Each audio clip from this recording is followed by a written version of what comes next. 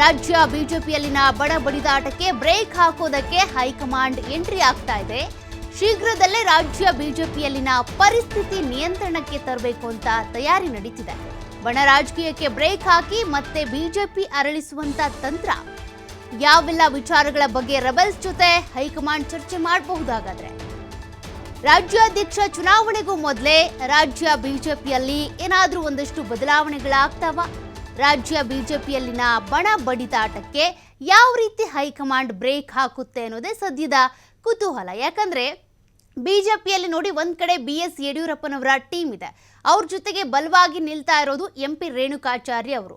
ಅಂದ್ರೆ ವಿಜಯೇಂದ್ರ ಅವರ ಸ್ಥಾನದಿಂದ ಕೆಳಗಿಳಿಸಬೇಕು, ಅಧ್ಯಕ್ಷರ ಬದಲಾವಣೆ ಆಗಬೇಕು ಅಂತ ಹೇಗೆ ಭಿನ್ನರ ಬಳಗ ಪಟ್ಟು ಹಿಡಿತಾ ಇದೆಯೋ, ವಿಜಯೇಂದ್ರ ಅವರೇ ಅಧ್ಯಕ್ಷರಾಗಿರ್ಬೇಕು ಅಂತ MP ರೇಣುಕಾಚಾರ್ಯ ಅವರ ಟೀಮ್ ಕೂಡ ಪಟ್ಟನ್ನ ಹಿಡಿತಾ ಇದೆ.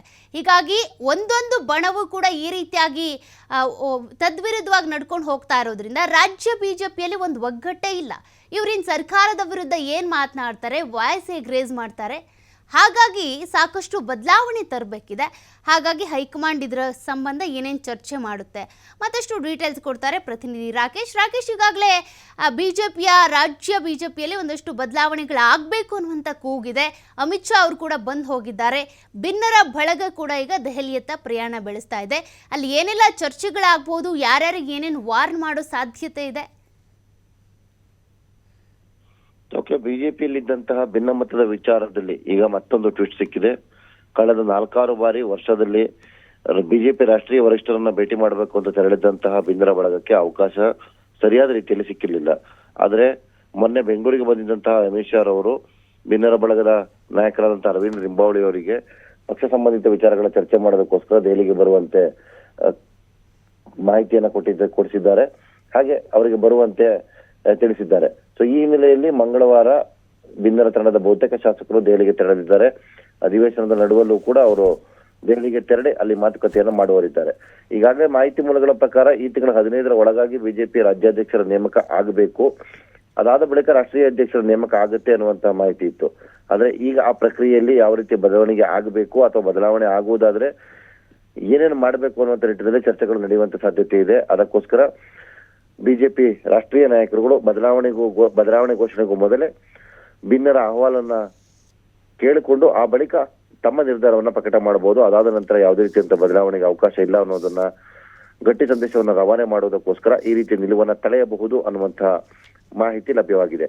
ಒಟ್ಟಿನಲ್ಲಿ ಬಿಜೆಪಿಯ ಭಿನ್ನರ ಬಣ ಇನ್ನೇನು ಕೈಚೆಲ್ಲಿ ರಾಜ್ಯಾಧ್ಯಕ್ಷರ ಹಾಲಿ ಬಣವೇ ಮೇಲುಗೈ ಸಾಧಿಸುತ್ತೆ ಅನ್ನುವಂತಹ ನಿಟ್ಟಿನ ವಾತಾವರಣವನ್ನು ನಿರ್ಮಾಣ ಮಾಡಿ ಅದರಲ್ಲಿ ತಮ್ಮ ಮುಂದಿನ ಕಾರ್ಯಸೂಚನೆ ಹೋರಾಟಗಳ ಬಗ್ಗೆ ಪ್ಲಾನ್ ಅನ್ನ ಮಾಡ್ತಾ ಇತ್ತು. ಹೊಸ ರಾಜ್ಯಾಧ್ಯಕ್ಷರು ನೇಮಕವಾದ್ರೆ ಅವರನ್ನ ಯಾವ ರೀತಿ ಅವರ ಜೊತೆಯಲ್ಲಿ ಸಾಗಬೇಕು ಅಥವಾ ವಿರೋಧಿಗಳಿಗೆ ಅವಕಾಶ ಸಿಕ್ಕಿದ್ರೆ ಯಾವ ರೀತಿ ಮುಂದುವರಿಬೇಕು, ವಿಜಯೇಂದ್ರ ಅವರ ವಿಚಾರದಲ್ಲಿ ಏನೇನು ನಮ್ಮ ನಿರ್ಧಾರಗಳು ಇರಬೇಕು ಅನ್ನೋದ್ರ ಬಗ್ಗೆ ಕೂಡ ಚರ್ಚೆ ಮಾಡೋದಕ್ಕೆ ಯೋಚನೆ ಮಾಡಿದ್ರು. ಆದ್ರೆ ಈ ಎಲ್ಲಾ ಬೆಳವಣಿಗೆಗಳಿಗೂ ಮೊದಲೇ ರಾಷ್ಟ್ರೀಯ ನಾಯಕರು ಅವರನ್ನ ಬರ್ಲಿಕ್ಕೆ ಹೇಳಿರುವಂತದ್ದು ಬಿಜೆಪಿಯ ಪಕ್ಷದೊಳಗಿನ ಈ ಬಣ ರಾಜಕಾರಣದ ಬಡಿದಾಟಕ್ಕೆ ಫುಲ್ ಸ್ಟಾಪ್ ಅನ್ನು ಹಾಕುವಂತ ಹಿನ್ನೆಲೆಯಲ್ಲಿ ಅನ್ನುವಂತಹ ವಿಶ್ಲೇಷಣೆ ಮಾಡಲಾಗ್ತಾ ಇದೆ. ಹಾಗೆ ಅದು ಒಂದು ವೇಳೆ ಆದಲ್ಲಿ ಭಿನ್ನರ ಬಣದ ಬೇಡಿಕೆಗಳಿಗೆ ರಾಷ್ಟ್ರೀಯ ನಾಯಕರು ಯಾವ ರೀತಿ ಪ್ರತಿಸ್ಪಂದನೆಯನ್ನ ಕೊಡ್ತಾರೆ, ಆನಂತರ ಅವರ ಭಿನ್ನಮತೀಯ ಚಟುವಟಿಕೆಗಳು ಏನಾಗಬಹುದು ಅನ್ನುವಂತಹ ಎಲ್ಲ ವಿಚಾರ ಕುತೂಹಲವನ್ನ ಕೆರಳಿಸುತ್ತಿದೆ. ಓಕೆ, ಥ್ಯಾಂಕ್ ಯು ರಾಕೇಶ್ ಡೀಟೇಲ್ಸ್ಗೆ. ರಾಜ್ಯ ಬಿಜೆಪಿಯ ನಾಯಕರು, ಅದರಲ್ಲೂ ಕೂಡ ಭಿನ್ನರ ಬಳಗದವರು ಏನಿದ್ದಾರೆ ದೆಹಲಿಯತ್ತ ಹೋಗ್ತಾ ಇರೋದು, ಅಲ್ಲಿ ಏನೆಲ್ಲ ಸಜೆಷನ್ಸ್ ಕೊಡ್ಬೋದು, ಮತ್ತೆ ಈ ಅಧ್ಯಕ್ಷೀಯ ಚುನಾವಣೆಗೆ ಸಂಬಂಧಪಟ್ಟಂತೆ ಬಿಜೆಪಿ ರಾಜ್ಯಾಧ್ಯಕ್ಷರನ್ನ ಬದಲಾವಣೆ ಮಾಡಬೇಕು ಅನ್ನುವಂಥ ಚಿಂತನೆ ಏನಿದೆ, ಅದಕ್ಕೆ ಸಂಬಂಧಪಟ್ಟಂತೆ ಏನು ಮಾತನಾಡ್ಬೋದು ಹೈಕಮಾಂಡ್? ಯಾಕೆಂದರೆ ಇಲ್ಲಿವರೆಗೂ ಕೂಡ ಸೈಲೆಂಟ್ ಆಗೇ ಇದ್ದಾರೆ. ಎಷ್ಟೇ ಬಾರಿ ವಿಜಯೇಂದ್ರ ಅವರನ್ನ ಕೆಳಗಿಳಿಸಬೇಕು, ಬೇರೆ ಅಧ್ಯಕ್ಷರನ್ನ ಆಯ್ಕೆ ಮಾಡಬೇಕು ಅನ್ನುವಂಥ ಚರ್ಚೆಗಳು ಬಂದ್ರೂ, ಅದಕ್ಕೆ ಸಂಬಂಧಪಟ್ಟಂತೆ ಪದೇ ಪದೇ ಹೇಳಿಕೆಗಳು ಕೇಳಿ ಬಂದರೂ ಕೂಡ ಹೈಕಮಾಂಡ್ ಯಾಕೋ ಸುಮ್ಮನೆ ಇದ್ದಂತೆ ಕಾಣಿಸ್ತಾ ಇತ್ತು. ಬಟ್ ಈಗ ಹೈಕಮಾಂಡ್ ಈ ಬಣ ಬಡಿದಾಟಕ್ಕೆ ಬ್ರೇಕ್ ಹಾಕಲೇಬೇಕು. ಒಂದಷ್ಟು ಸಮಸ್ಯೆಗಳೇನಿದ್ದಾವೆ ಅವುಗಳನ್ನ ಬಗೆಹರಿಸಿಲ್ಲ ಅಂದರೆ ಕರ್ನಾಟಕದಲ್ಲಿ ಬಿಜೆಪಿಯ ಅಸ್ತಿತ್ವವೇ ಹೋಗ್ಬಿಡುತ್ತೆ ಅನ್ನುವಂಥ ಕಾರಣಕ್ಕೆ ಈಗ ಮತ್ತಷ್ಟು ಬೆಳವಣಿಗೆಗಳನ್ನ ಮಾಡೋದಕ್ಕೆ ಅಂತ ಅಥವಾ ಇವರನ್ನು ಕರೆಸಿ ಬುದ್ಧಿ ಹೇಳಬೇಕು ಅಂತ ಒಂದಷ್ಟು ತಯಾರಾಗ್ತಿದ್ದಾರೆ. ನೋಡೋಣ ಏನೇನ ಬದಲಾವಣೆಗಳಾಗಬಹುದು ಅಂತ.